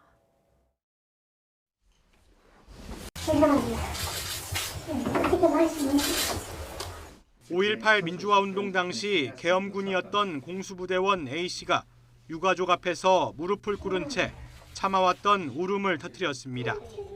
A씨는 지난 1980년 5월 23일 광주시 노대동에 있는 저수지 인근에서 민간인에게 총을 쏘았습니다. 이때 희생된 사람은 당시 25살이었던 고 박병현 씨로 농사일을 돕기 위해 고향인 전남 보성으로 향하다가 변을 당했습니다. 그렇게 40여 년이 흐른 뒤 A씨가 잘못을 인정하고 사죄하기 위해 고인의 가족들 앞에 섰습니다. 유족들은 따뜻하게 안아주며 A씨를 용서했습니다. 저는 이제 죽은 동생을 다시 만났다. 이런 마음으로 정말 용서를 하고 싶어요. A씨는 국립 5.18 민주묘지의 피해자 묘비도 찾아 무릎을 꿇기도 했습니다. 5.18 민주화운동 당시 투입된 계엄군 가운데 스스로 발포 사실을 인정하고 유족에게 직접 사과를 한 건 A씨가 처음입니다. 5.18 조사위는 40여 년 전 자신이 저지른 일을 사죄한 A씨의 용기 있는 행동이 다른 계엄군들의 마음을 움직이는 계기가 될 것으로 기대하고 있습니다. YTN 백종규입니다. 한인 여성 4명을 포함해 8명의 목숨을 앗아간 미국 애틀란타 총격 사건의 용의자가 살인과 중상해 혐의로 기소됐습니다. 경찰 등 수사당국은 용의자가 성중독 가능성이 있지만 아시아인에 대한 증오 범죄인지를 판단하기에는 이르다고 밝혔습니다. 워싱턴 강태욱 특파원의 보도입니다.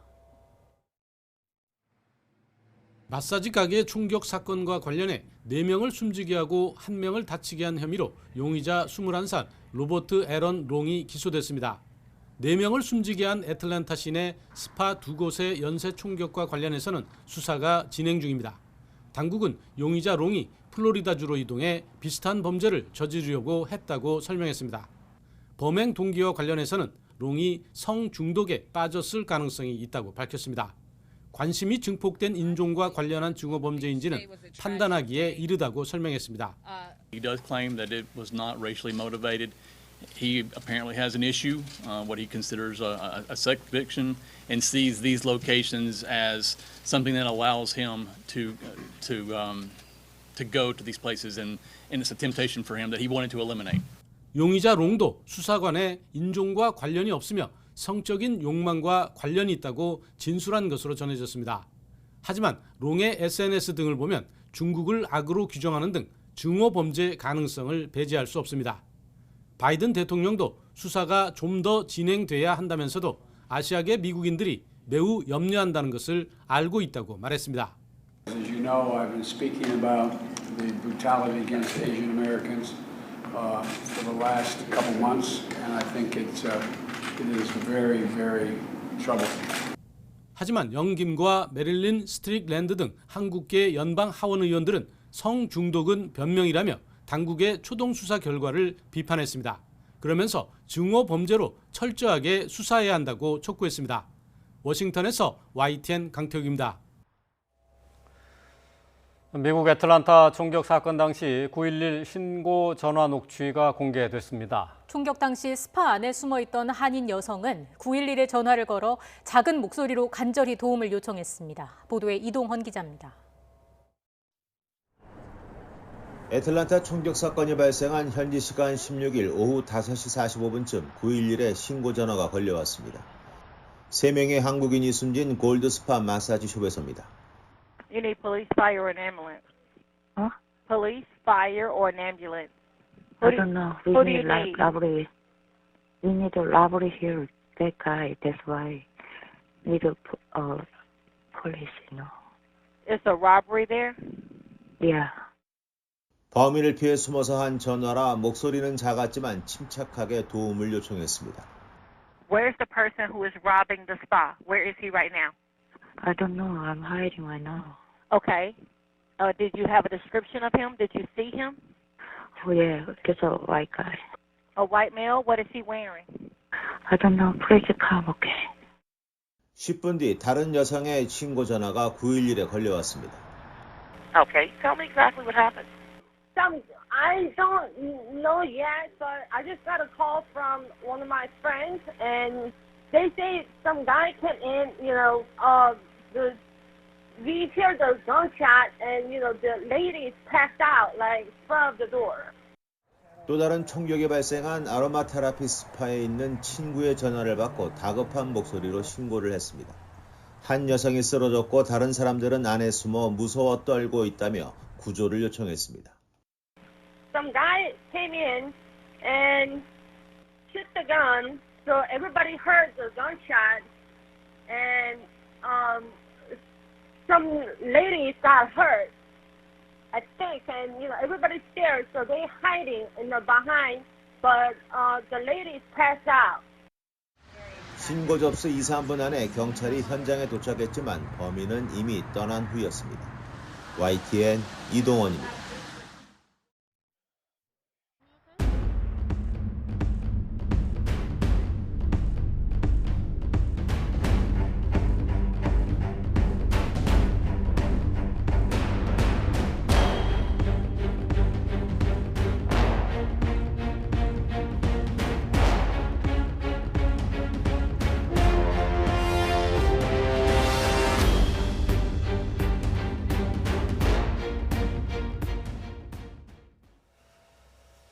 어제 애틀란타에서 연쇄 총격으로 인해 한인 4명을 포함해서 8명이 숨지는 사건이 발생했는데요. 용의자는 살인, 상해 혐의로 기소가 됐고 경찰은 범행 동기로 성중독 가능성을 제기했습니다. 네, LA 한인회가 성명을 내고 이를 비판했습니다.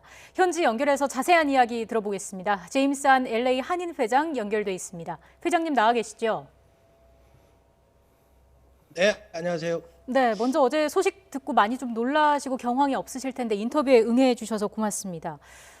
애틀란타 총격 사건 용의자가 비교적 빠르게 잡혔습니다. 애초에 인종 혐오 범죄 가능성에 무게가 실렸는데 살인 상해 혐의로 기소가 됐다고요.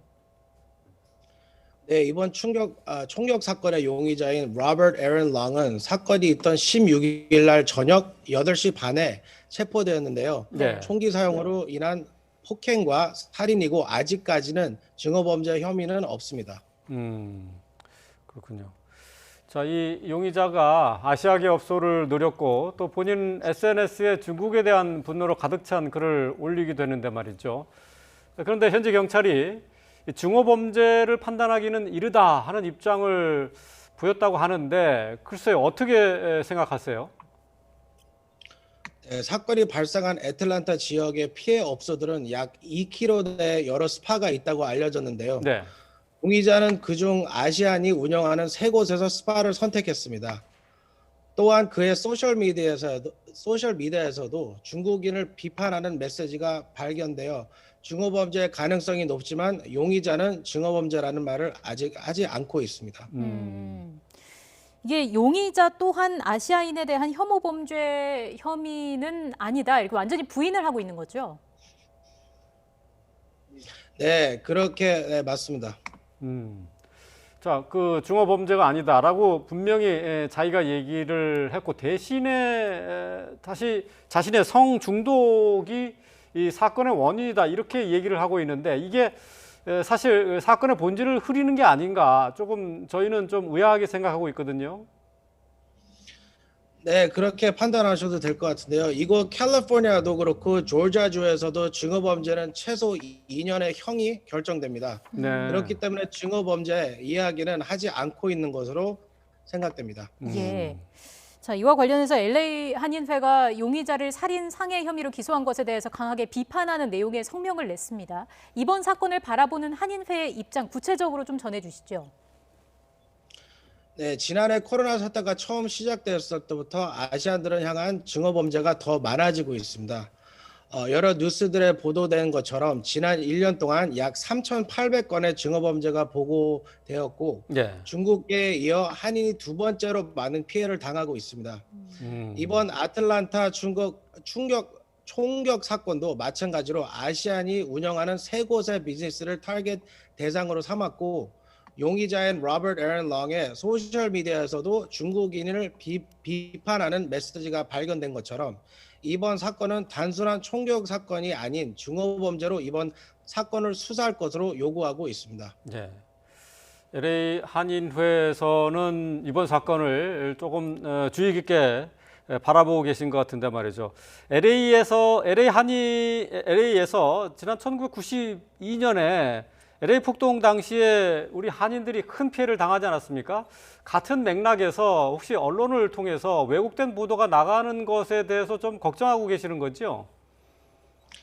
네, 지난 1992년 4.29 폭동 당시에도 미국 사회의 인종차별 문제가 메인 이슈였지만 이를 숨기고 한인과 흑인 간의 문제로 보도한 미국 미디어들이 있었습니다. 네.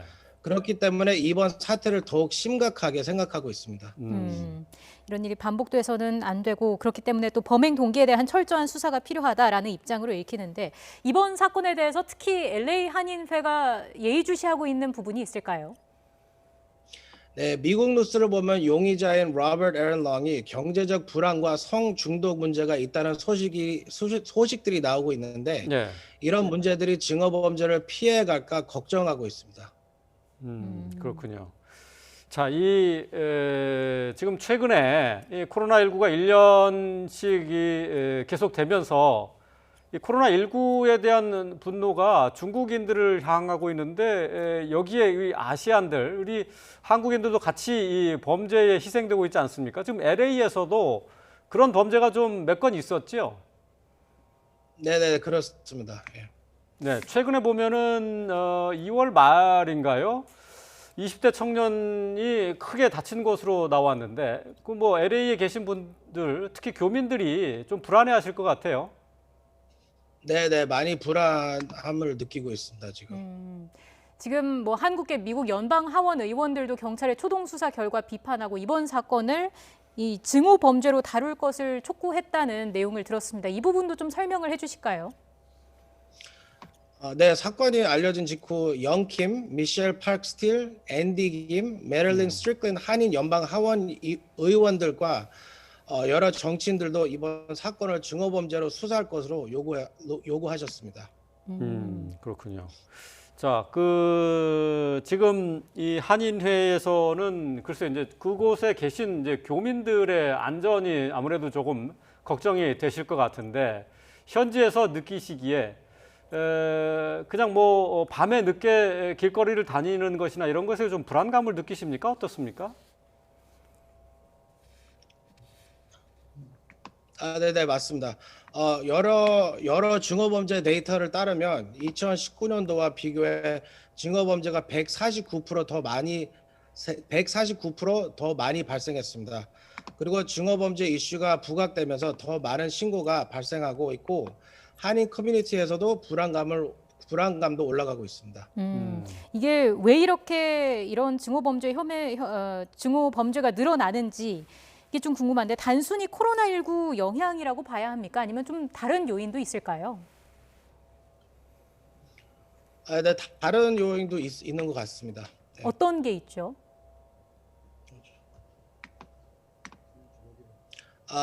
네, 지난주 목요일날 조 바이든 대통령은 대국민 연설에서 아시안 증오범죄를 규탄하는 메시지를 발표했습니다. 네. LA 한인에서는 전국에 있는 한인회와 협력해 백악관과 연결해 증오범죄를 규탄하고 이러한 사건들이 발생하지 않도록 태스크포스 팀 설립을 요청할 계획입니다. 바이든 대통령은 아시안 커뮤니티에게 각별한 관계를 유지하고 있습니다. 한인 사회에서도 바이든 대통령의 리더십을 기대하고 있습니다. 네. 저희 바이든 대통령이 이제 인종범죄, 혐오범죄에 대해서 각별히 신경을 쓰고 있는데 말이죠. 자, 교민들의 불안감은 그래도 이제 씻기진 않을 것 같습니다. 주미 한국 대사관이나 영사관에서는 그 신변 안전에 유의할 것을 당부했다고 하는데요. 자, 그곳 현지에 계신 교민들 안전을 위해서 어떤 점에 유의를 해야 되고 또 어떤 점에 신경을 쓰고 계십니까? 네, 지금 그 웹사이트들에 보면은 지금 대사관, 영사관에서는 기본적인 범죄 예방 메시지가 나와 있습니다.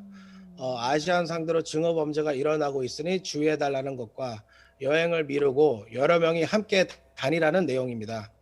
LA 한인회에서는 한인들이 많이 방문하는 마켓이나 현재 지금 쇼핑몰에 아시안 증오 범죄의 심각성을 알리는 포스터와 후루라기를 배치하여 한인들이 사용할 수 있도록 홍보하고 있습니다. 네. 혹시 뭐 피해를 신고할 수 있도록 핫라인을 뭐 가동한다든지 이런 부분도 구축이 되고 있습니까? 네, 지금 저희가 이제 앞으로 지금 진행 중이지만 지금 그 현재 그 주 하원 쪽에 그러니까 주정부 쪽에서는 그런 핫라인이 지금 셋업이 돼 있습니다, 현재. 그렇군요. 자, 일단은 지금 아틀란타에서 모두 8명이 희생된 가운데 이 가운데 6명이 모두 아시안계의 사람들이 희생을 당한 것으로 돼 있어요. 자, 그 현장에서는 미국 경찰에서는 지금 이것이 이제 인종 혐오 범죄가 아니다라고 얘기를 하고 있고 개인적인 성 중독에 의한 범죄로 지금 보고는 있기는 하지만은 글쎄요. 지금 뭐 저희가 지켜보기로는 아무래도 좀 혐오 범죄가 아닌가 하는 의심을 지울 수가 없는데 현재 계신 미국 우리 한인분들께서 특별히 더 안전에 유의를 하셔야 될 것 같습니다.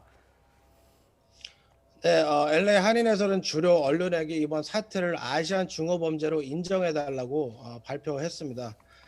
그리고 다른 아시안 또는 타인종 커뮤니티와 협력해 이번 사건의 신속한 수사를 계속해서 요청할 계획입니다. 네, 예. 철저한 수사가 필요해 보이고요. 다시는 이런 일이 발생하지 않도록 확실한 대책 마련도 필요해 보입니다. 지금까지 제임스 한 LA 한인 회장과 함께 이야기 나눠봤습니다. 회장님, 오늘 말씀 고맙습니다. 네, 감사합니다.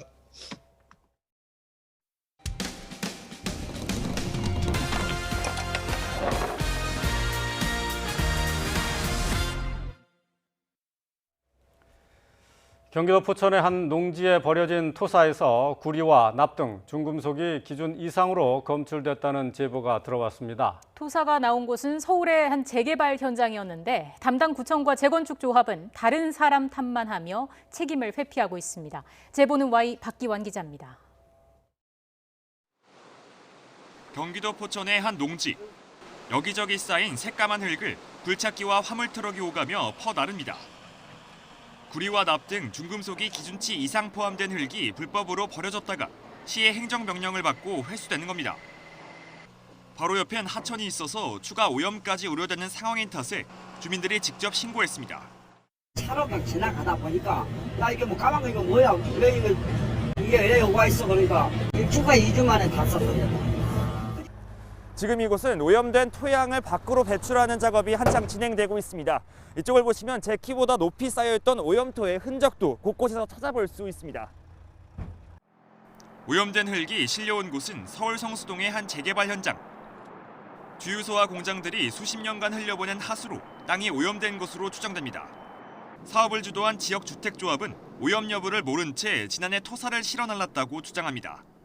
저희들이 그런 자료를 못 가지고 있지를 않아가지고 인수인계 이런 부분이 잘 모르는 상태고 제가 그래서 어떻게 된 거냐 그랬더니 글쎄 그런 것도 갖고 잘 모르겠는데 정말 몰랐던 걸까?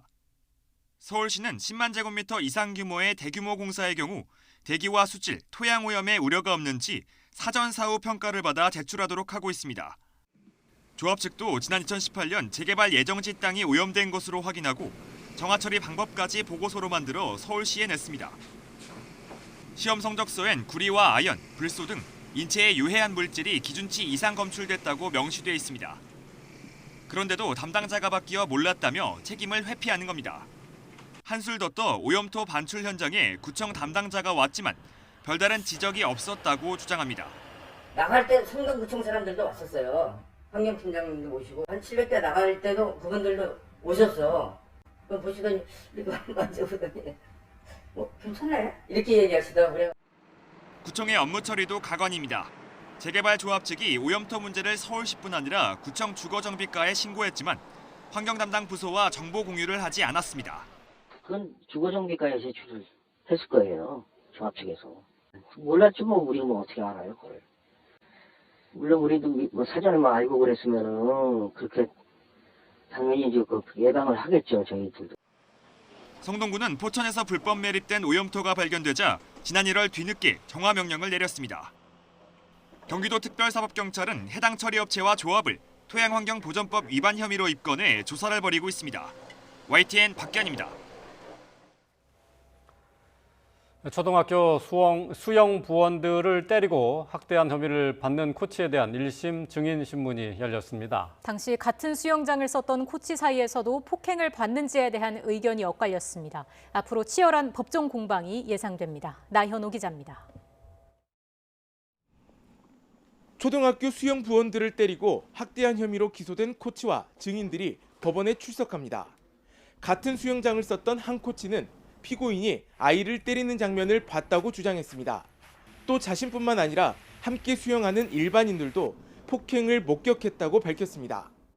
제 혼자가 보는 게 아니고 그때 당시 때리는 거 본 사람이 14명도 넘었고 이제 그때 그렇게 때리는 걸로 봐서 평상시에 계속 폭력이 가해졌다고 봐야 되지.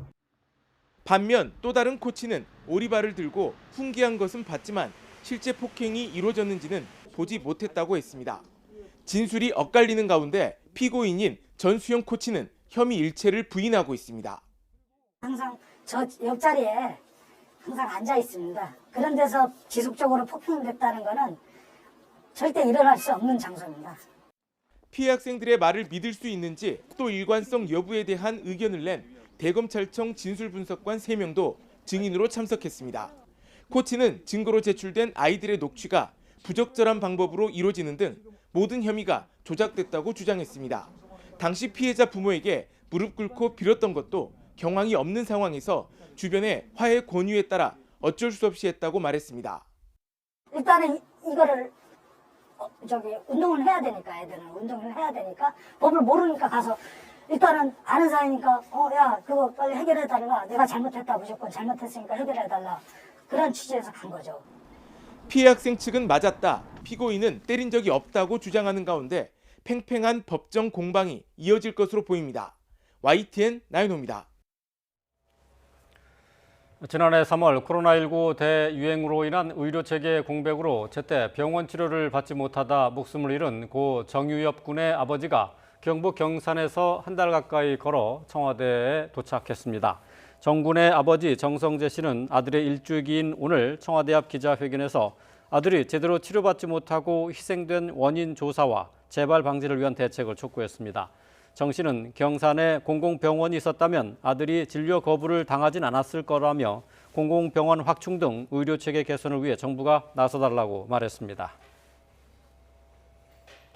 혼인신고한 부부 사이에서 태어난 아이가 아버지의 성을 우선 따르도록 한 민법의 부성 우선주의 원칙이 헌법상 혼인, 가족생활 기본권과 인격권 등을 침해한다는 헌법소원이 제기됐습니다. 시민단체 활동가인 이설아 씨와 장동현 씨 부부는 오늘 헌법재판소 앞에서 기자회견을 열고 구시대적인 가족제도에 종점을 찍을 시간이라며 부성 우선주의에 대한 헌법소원을 청구했다고 밝혔습니다. 충남 논산에 있는 전자부품 제조 공장에서 폭발로 인한 큰 불이나 직원 1명이 숨지고 구급대원과 주민 등 9명이 다쳤습니다. 네, 폭발 충격으로 인근 건물과 주택에서도 유리창이 깨지고 곳곳이 파손돼 큰 피해가 났습니다. 이상곤 기자입니다. 강렬한 불빛이 갑자기 번쩍이더니 CCTV 화면이 사정없이 흔들립니다. 불바다로 변한 공장에서는 폭발음이 잇따릅니다. 새벽 1시 50분쯤 충남 논산시 노성면의 한 전자제품 제조 공장에서 폭발과 함께 큰 불이 났습니다. 불기대가 한번 터지면은 불기대가 한 100여 미터 정도 막 이렇게 올라가는 이렇게 늦게 보이고, 그것이 1시간, 2시간 계속 연속해서 이제 크고 작은 막 폭발음이 계속 생기고, 그러니까 뭐 또 화공약품이 터지니까 냄새에다가 이제 밤은 어둡기는 하지. 그러니까 뭐 이건 전쟁도 아니고 아주. 이 불로 30대 공장 직원 1명이 실종됐다가 숨진 채 발견됐습니다. 또 공장 직원과 구급대원, 인근 마을 주민 등 9명이 다쳐 병원에서 치료를 받았습니다. 구급대원 3명은 공장에서 직원이 쓰러졌다는 신고를 받고 출동했다가 갑자기 발생한 폭발에 구급차가 옆으로 넘어지면서 다쳤습니다. 불은 건물 7개 동을 태우고 3시간 반 만에 꺼졌으며 공장에 톨루엔 등 유해 화학물질이 많아 주민 대피령이 내려지기도 했습니다. 공장 주변도 큰 피해를 봤습니다. 불이 난 공장 바로 옆에 있는 건물입니다. 외벽이 대부분 뜯겨져 나가 폭발 당시 충격이 얼마나 컸는지 말해주고 있습니다. 철제 구조물은 종잇장처럼 구겨져 전깃줄에 걸렸고 인근 공장과 주택의 유리창은 대부분 깨졌습니다. 천장까지 내려앉은 집도 있습니다. 소방당국은 공장 안에서 반도체 코팅액 재료를 취급하는 과정에서 사고가 난 것으로 보고 있습니다. 사고 원인은 야간 작업자가 반도체를 만드는 재료를 반응기에 넣는 과정에서 역류하여 폭발이 일어난 것으로 추정되지만 정확한 것은 관계기관과 합동 감식을 진행할 예정입니다. 다행히 유해 화학물질로 인한 피해는 없는 것으로 파악됐습니다. 금강유학 환경청은 공기 중에서 유해 화학물질이 극미량 검출됐지만 인체에 해를 끼칠 정도는 아니라고 밝혔습니다. YTN 이상곤입니다. 미국 중앙은행인 연방준비제도가 지금의 제로금리를 1년째 동결했습니다. 제로금리는 2023년까지 유지하기로 했습니다. 올해 미국의 성장률 전망치는 6.5%로 크게 높아졌습니다. 김태현 기자의 보도입니다. 미국의 기준금리가 또다시 제로 수준에서 동결됐습니다. 미 연방준비제도는 17일 정례회의에서 현행 0에서 0.25%인 기준금리를 그대로 유지했습니다. 지난해 3월 코로나 사태로 인한 경기 침체에 대응하기 위해 금리를 낮춘 뒤 8차례 연속 1년째 같은 수준에서 동결시킨 겁니다. 제로금리 동결은 만장일치였습니다. These measures, along with our strong guidance on interest rates and on our balance sheet, will ensure that monetary policy will continue to deliver powerful support to the economy until the recovery is complete. 연준은 올해 미국 경제 성장률을 6.5%로 전망했습니다. 현재 경제 상황을 다소 긍정적으로 평가하며 지난해 12월 예측치인 4.2%보다 대폭 높였습니다. Indicators of economic activity and employment have turned up recently, although the sectors of the economy most adversely affected by the resurgence of the virus and by greater social distancing remain weak. 연준은 오는 2023년까지 제로 금리를 유지할 것이라고 밝혔습니다. 올해 물가 상승률이 목표치인 2%를 넘어 일시적으로 2.4%까지 오를 수 있지만 내년엔 다시 2% 정도로 떨어질 것으로 봤습니다. 현재 6.2%인 실업률은 올해 연말에는 4.5%, 내년 말에는 3.9%까지 떨어질 것으로 전망했습니다. 연준의 결정과 전망은 뉴욕 증시 상승으로 이어졌습니다. 다우존스 지수는 사상 처음으로 33,000선을 넘었고 S&P 500 지수도 역대 최고치를 경신했습니다. YTN 김태현입니다. 한결 따뜻해진 봄 날씨에 가볍게 산책을 즐기는 시민들이 많이 보입니다. 다만 오늘까지는 짙은 미세먼지에 주의를 하셔야겠는데요. 현재 상황 살펴볼까요? 오늘도 옅은 황사 영향으로 중부지방을 중심으로 미세먼지가 짙게 나타나고 있습니다. 먼지는 내일 동풍이 불기 시작하면서 차츰 해소가 될 것으로 보이고요. 경기 남부와 충남 지방은 오전까지 공기가 다소 탁할 수 있겠습니다. 오늘도 날이 참 따뜻합니다. 서울 한낮 기온 17도, 광주는 무려 20도까지 오르면서 일교차가 15도 안팎으로 크게 나고 있습니다. 내일은 서울 낮 기온이 무려 19도까지 오르면서 올봄 들어 가장 따뜻하겠고요. 내일 밤 제주를 시작으로 주말에는 전국에 봄비가 내리겠습니다. 내일 지역별 낮 기온은 서울과 대전 19도, 광주와 전주 20도, 부산 16도까지 오르겠습니다. 다음 주에는 비 소식 없이 따스한 이맘때 봄 날씨가 이어지겠습니다. 날씨 정보였습니다. 이상으로 더 뉴스 마칩니다. 시청해주신 여러분 고맙습니다.